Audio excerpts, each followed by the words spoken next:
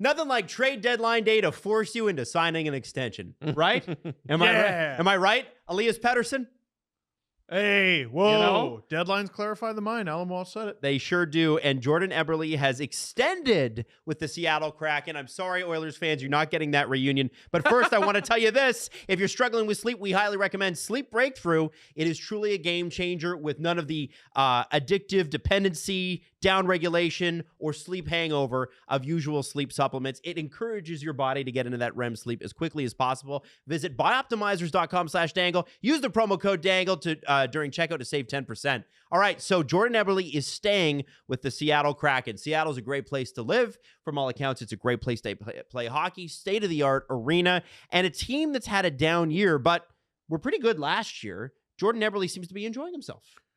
He does, and he's going to get to celebrate his 1,000th game in the NHL there. He's sitting at 998. Mm-hmm. And I think Seattle thinks they're closer to the team they were last year than they were to their inaugural team. Mm-hmm. And if you want that, you want a player like Jordan Eberle. Ironically, I think he would have been absolutely perfect for Edmonton because why wasn't Jordan Eberle brought back?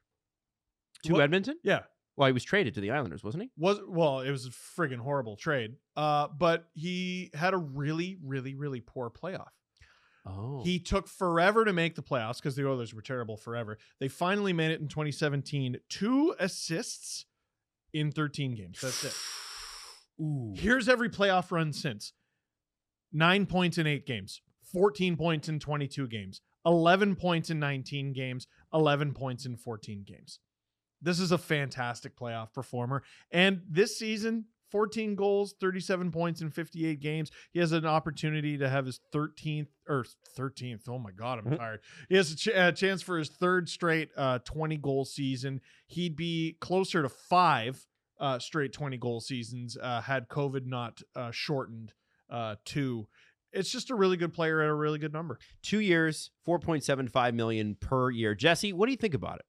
It's a very interesting what could have been trade with the Edmonton Oilers is how I look at this right now, because somebody off the roster would have had to move. As much as I love like Corey Perry's playing on the right side right now on there on the 3rd line. So is that Eberle's spot? Do you move Corey Perry down? Like, is Warren Fogle going the other way? Like, who off of the Edmonton Oilers roster are you moving to make room for Eberle? Because even at retained, they don't have enough salary cap to do this. You know, they have $1 million in space and they couldn't fit him in. So what are the maybe it's a 3-way deal? Like, there's so many things that could have been going on. And Edmonton, the market, if you just go to the blogs, like everybody was on this. Yeah. All last night, if you go to Oilers Nation or just the Bleacher Report had one, like everybody was on Eberle reunion to the Oilers. And now I'm just sitting here left like, it didn't happen. I think where's my trade? I think culture matters. Having an identity, having a player who you can slap on the back of your jersey as a new fan and feel confident about. Now, I say that, but ironically, it's a 2-year deal. Mm-hmm. In 2 years' time, assuming he doesn't have full trade protection, I would be shocked if he had full trade protection. If Seattle's not in a position to contend at that time, they can deal him. It says NTC on cap friendly. Oh my! Yeah. How is it already on cap friendly? It's amazing that Those they guys are confirmed that. mutants. Yeah, No way. so- That's the new deal. Apparently it has a NTC. It's Full or modified? It does. We don't have the details on it yet, but it's there under the clause. Wow. So we'll see how that goes. It seems like you'll be a Seattle Kraken for the next 2 years. That's absolutely. Those guys are unreal. We'll see if there's we'll see if it's a 10 team, if it's 20 team, you know, what it is. But yeah. I would also say that you get into your 30s, maybe he, I don't know much about Jordan Eberle's personal situation, but you have family, you settle down, you maybe don't want to be sleeping on couches all the time and being moved around. I don't think he's sleeping on. But you know what I mean? Like, it's like you get traded. It's like, oh, you stay over at my house for a night, and then you can get get a If place. he does, it's like a deluxe warm. Oh, I bet it's the best with couch. like a fridge Adam, he makes underneath it. $5.5 million a year I don't wanna right be- now. yeah, but I think Foreman he can grill in afford the a arm. hotel. Yeah, I think he's all right. My point is, you probably just don't want to move, and I think he's making a little bit less than he made the last 5 years. But like, so what? You've got a great team that you think this year's an aberration. It's not, you got a great future there. What I wonder about with Eberle now being off the market and Gensel being moved is, what does the market look like for a guy like Toffoli? Like, people are like, oh, well, Eberle going off the market, this trade deadline's going to suck. I actually think this ratchets up the heat a little bit. Price of a brick going up.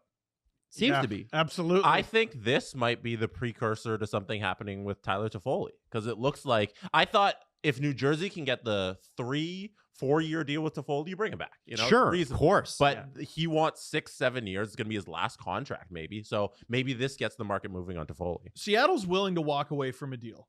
We learned that during the expansion draft, painfully so if you're Adam. Oh. But they set their price for, hey, if you don't want us to take this player, here's the price.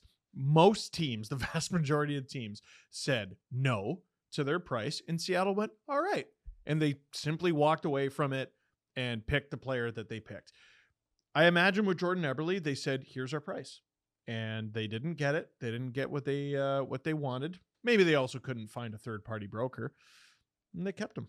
So Seattle, with their expansion, seems to be going opposite Vegas, where they like their guys still, and there's no rush to remove all of their expansion guys. Like, Jordan Eberle is going to be an original, and he's going to stick around there. So good for them for building that culture. Just having the guys that the fans can cheer for and keeping them around, because the team's been very successful so far in their first 2 years, and they're going to probably miss the playoffs this year. But keep the band together, keep it rolling. They're going to be good. Devil's advocate.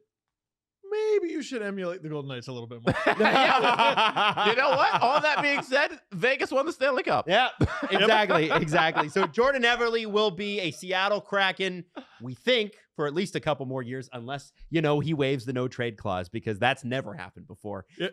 Here, this just came across. Even though he signed the extension, he's been traded to Vegas.